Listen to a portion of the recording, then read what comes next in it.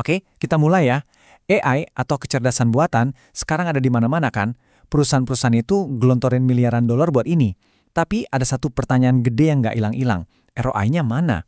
Kenapa ya kok banyak banget perusahaan yang susah payah ngelihat hasil nyata dari AI? Jawabannya mungkin bakal bikin Anda kaget, dan semuanya itu berawal dari satu angka ini, 10%. Angka ini nih yang jadi kunci buat ngebuka masalahnya. Betul banget. Menurut risetnya Sam Ransbottom dan kawan-kawan, ternyata cuma 1 dari 10 perusahaan yang benar-benar dapat untung gede dari investasi AI mereka. Gila kan? Jauh banget antara janji dan kenyataan.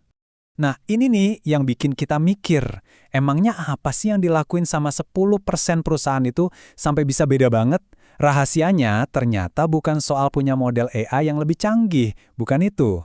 Tapi, ini soal perubahan cara berpikir yang fundamental banget. Perubahannya itu adalah dari yang tadinya terobsesi sama prediksi, sekarang mereka fokus ke keputusan yang bisa diambil dari prediksi itu. Nah, disitulah letak emasnya. Oke, gambar ini nunjukin kerangka berpikir yang kuat banget. Coba kita bedah ya. Pertama, ada yang namanya ketidakpastian. Ini hal-hal yang nggak bisa kita tebak 100%. Kedua, ada pengungkit. Ini tindakan-tindakan yang bisa kita lakuin. Dan terakhir, ada hasil. Ini target bisnis yang benar-benar kita kejar. AI yang sukses itu nggak berdiri sendiri. Dia itu kayak jembatan yang nyambungin 3 hal ini. Biar gampang, bayangin aja soal payung. Ketidakpastiannya, cuaca. Bisa hujan, bisa enggak. Pengungkitnya, keputusan simpel Anda, bawa payung atau enggak. Hasil yang Anda mau tetap kering dan nyaman. Jadi, prediksi cuaca dari AI itu baru berguna kalau bisa bantu Anda bikin keputusan yang lebih baik soal bawa payung tadi. Oke, terus gimana caranya kita mengubah prediksi AI yang seringnya kan cuma skor probabilitas doang, jadi sebuah keputusan nyata? Jawabannya ada di satu konsep yang kelihatannya simple tapi powerful banget. Ambang batas atau threshold. Ambang batas, atau yang biasa disimbolin pakai tau, itu intinya adalah garis pemisah. Simple. Kalau skor dari AI lebih tinggi dari angka itu, Anda lakuin tindakan A. Kalau lebih rendah, Anda lakuin tindakan B. Nah, ini dia jembatan antara prediksi dan aksi. Tapi, ya gitu, nggak ada prediksi yang sempurna kan? Tiap kali kita nentuin ambang batas, kita sebenarnya menciptakan 4 kemungkinan hasil. 2 diantaranya bagus, positif sejati, sama negatif sejati, di mana tebakan kita benar. Tapi 2 lagi tuh jelek, negatif palsu, di mana kita kelewatan sesuatu yang penting, dan positif palsu, di mana kita salah sangka.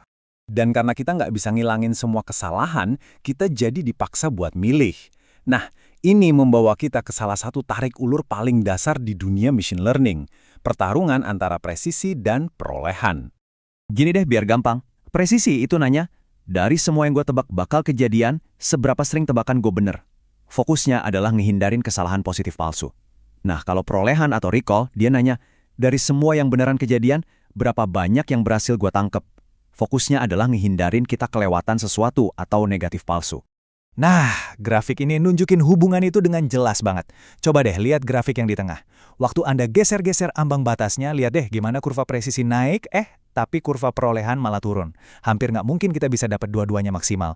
Kalau mau naikin yang satu, seringnya harus ngorbanin yang lain. Terus gimana dong cara nyelesain tarik ulur ini?